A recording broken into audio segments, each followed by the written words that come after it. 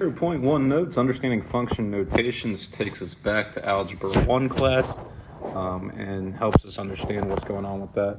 We're going to see this a bunch. It's not going to be throughout the whole class, but we're certainly going to go ahead and make sure we understand what function notation looks like, because really with Algebra 2, it's the study of different types of functions, and there's different ways to attack that algebraically, through graphs, through tables. We'll check them all off as we go throughout the semester.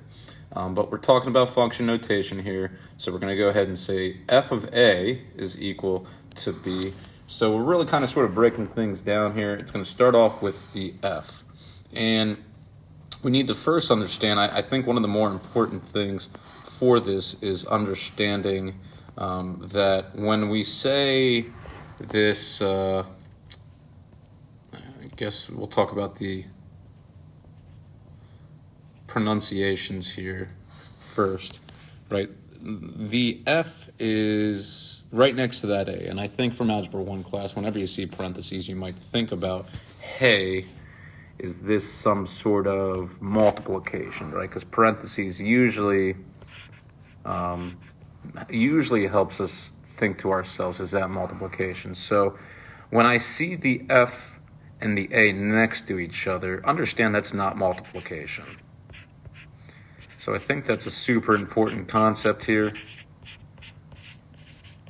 I think if people were to do stuff like that, or see this, and they were coming straight from an Algebra 1 class, and they forgot about function notation, what they would have talked about there, excuse me, that they would have forgotten that that's not multiplication.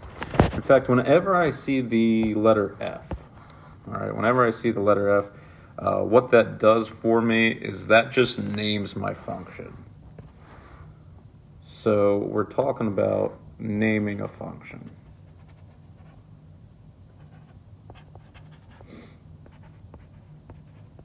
In this case, and in a lot of cases when it comes to just straight algebra problems, you're going to see the letter F used, you're going to see G used and H used a lot. Those are just common letters that people see.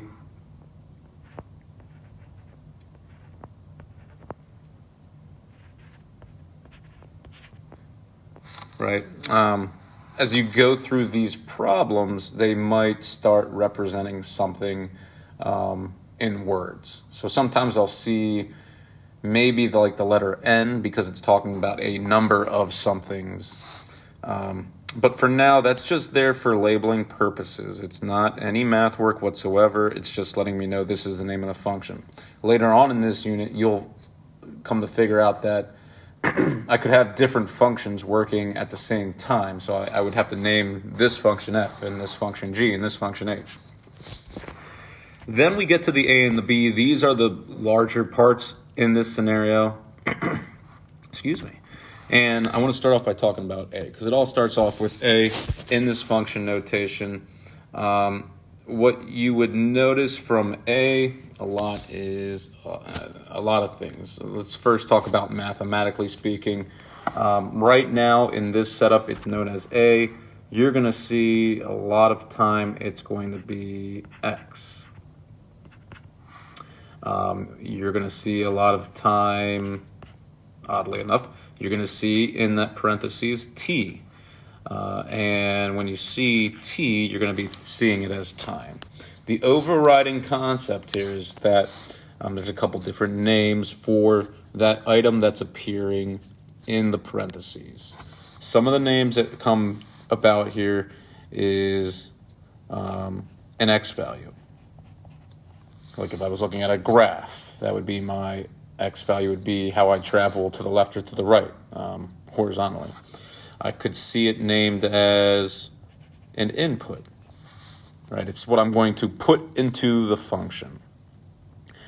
And then another way that it's referenced is domain. Now, when I'm talking about domain, that's probably a little bit more of a set of X values.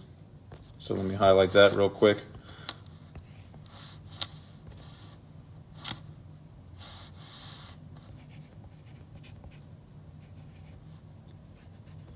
So if I'm looking at a set of different X values, that's going to be referenced as a domain.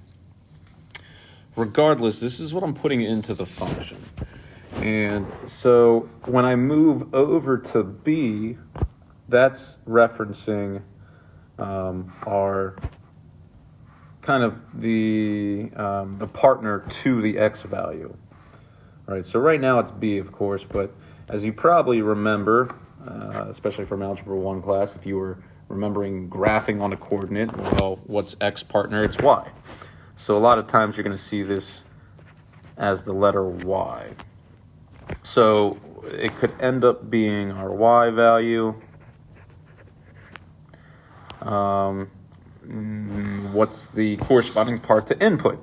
So if we talk about input, then the b value is our output. What's the corresponding piece to the word domain? It's range, and range would be the set of all y values. All right, so when I'm talking about a set of y values, it's range. The idea here, of course, is that these two things work with one another, usually on a graph of some sort, such that I could take this and I could plug it on a graph, right?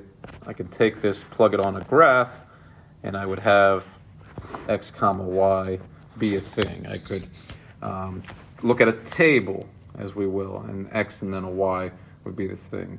It would be working one together. So when I say the phrase evaluate down here at the bottom, evaluating function means that I'm going to find the blank that corresponds with the given blank. Well, what am I going to do with that? I'm going to take my input, plug it in, right? Hence the word in, or hence the prefix in, and I should find my output. And those two things should correspond with one another all the time in a specific function, right? So when I'm looking at this front side, again, the f is not a huge deal. It helps me understand and give something a name, just for a naming aspect. There's no real math to that, but the real stuff is happening in that a and that b, which is taking the place of x and y. It's x value and y value. It's input and output, and then the set, all of it would be domain and range.